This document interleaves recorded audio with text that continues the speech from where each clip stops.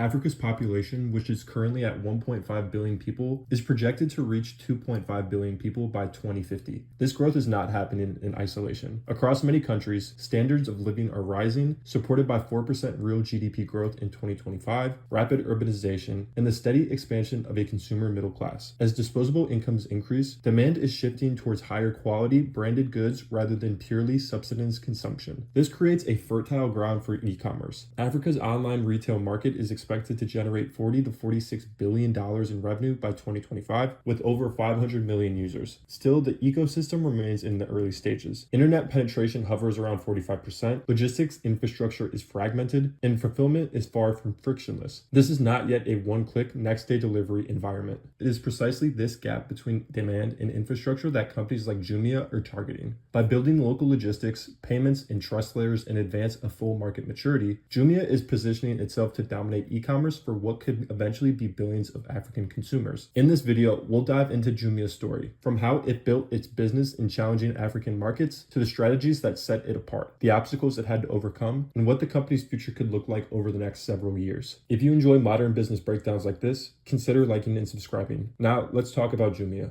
Jumia was founded in 2012 in Nigeria by 4 entrepreneurs with an ambitious goal: to use the internet and e-commerce to improve everyday life across Africa. The idea was simple in theory, but difficult in practice: provide convenient access to goods and services while navigating deep structural challenges like weak infrastructure, fragmented markets, and limited consumer trust. It was, by any measure, a lofty goal. Prior to Jumia's launch, e-commerce across Africa struggled to gain real traction. When it did exist, it was awfully highly fragmented, limited to individual cities or countries, and rarely scaled across borders. There were several reasons for this, but the biggest constraint was access. You could build the best online marketplace in the world, but if consumers lacked reliable internet access or even a basic mobile device, the product was effectively useless. And that began to change around 2012, when the continent saw a surge in mobile phone adoption. By that point, Africa had an estimated 650 million mobile phone subscriptions, translating to roughly 70% population penetration. In major urban centers, internet access was becoming increasingly common. This combination, widespread mobile access and growing urban connectivity, laid the foundation for Jumia to carve out its initial niche. Backed by Rocket Internet, a German venture capital firm often labeled as the cloner of Silicon Valley startups, Jumia entered the market with more than just capital. Rocket's real edge wasn't imitation. It was execution speed in difficult and emerging markets. They brought proven playbooks, operational discipline, and an unusually high tolerance for early losses, allowing Jumia to scale faster and more aggressively than local competitors. Within just 2 years of launching in Nigeria, Jumia had expanded into 5 additional countries. While the company made countless tactical moves to gain early market share, most of its strategy in those formative years can be grouped into 3 buckets: marketing, trust, and logistics. Early on, Jumia spent aggressively on marketing. In a market with no dominant e-commerce player and virtually no customer loyalty, the company's goal was simple: become synonymous with online shopping in Africa. But this wasn't about stealing share from competitors. It was about educating consumers on what e-commerce actually was. To do that,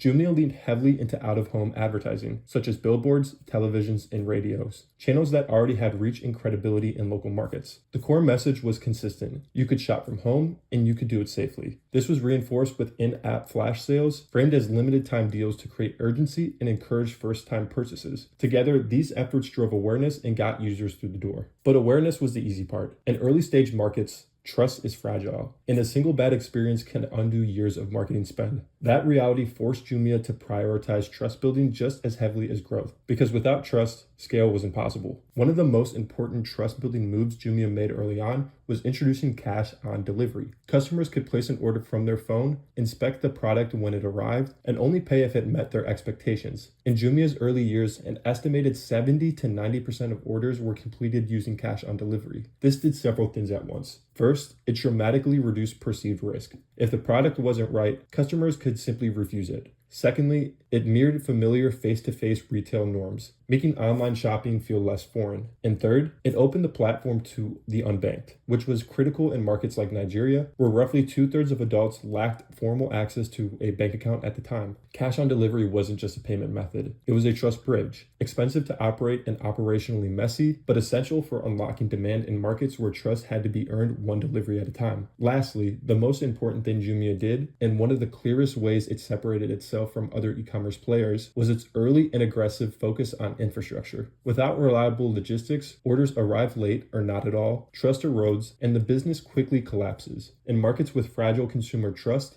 logistics isn't a support function, it is the product. Much like Amazon in its early years, Jumia made infrastructure a company-wide priority, even though it was capital intensive and painful in the short term. That decision weighed heavily on margins early on, but it created compounding advantages that would be difficult for competitors to replicate later. Instead of relying on third-party providers, Jumia chose to own its logistics stack from the start. That meant operating its own fleet of trucks, warehouses, and delivery staff. Given local realities like poor road conditions, inconsistent or non-existent addresses, and dense, informal urban layouts, off-the-shelf logistic providers simply couldn't adapt fast enough. To make this work, Jumia built proprietary systems for route optimization, delivery tracking, and inventory management tailored specifically to African markets. The founders repeatedly emphasized logistics as a core differentiator, backing that belief with heavy upfront investments in vehicles, drivers, and in-house operations. It was an expensive bet, but by solving the hardest problem first, Jumia built an infrastructure moat that many competitors are still struggling to cross years later. By 2016, Jumia had risen to the top tier of African tech, securing a valuation of over $1 billion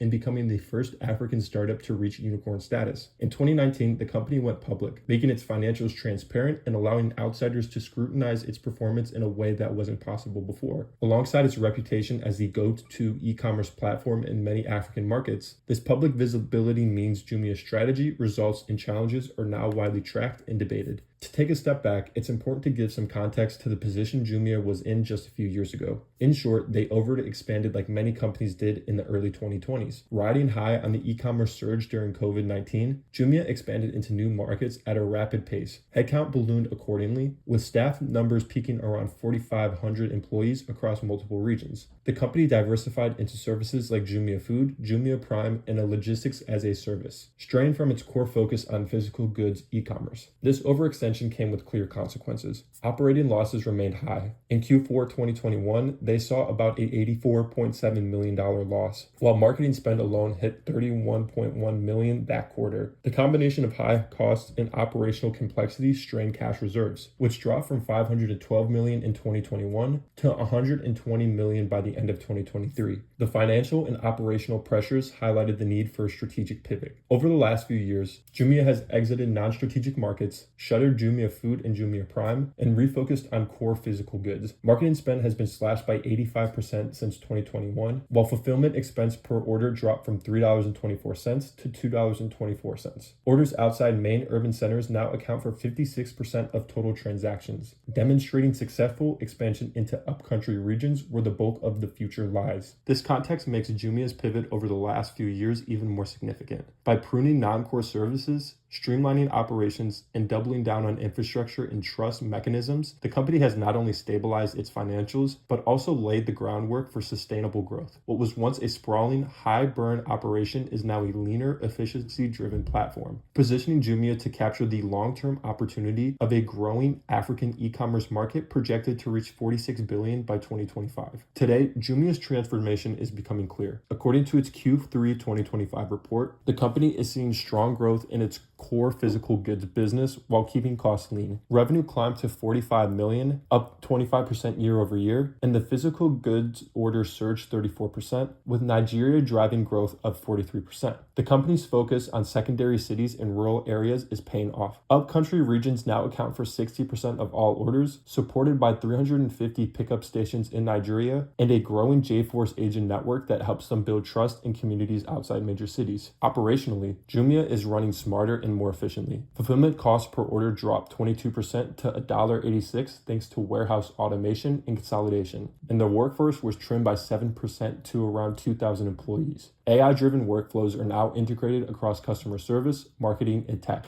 further reducing expenses. While the company remains unprofitable, losses are narrowing, with an operational loss of $17 million and a liquidity of $82 million. Management is confident, targeting break-even on a loss before income tax basis in Q4 2026, and aiming for a full year of profitability in 2027, positioning Jumia to capitalize on Africa's rapidly growing e-commerce market. So where does Jumia stand today? Their early investments in infrastructure have given them a clear edge over new competitors. Pickup and drop-off locations have grown to over 3,000, giving them a strong advantage in secondary cities, where last-mile delivery is the toughest, and these areas now account for over 60% of total purchases.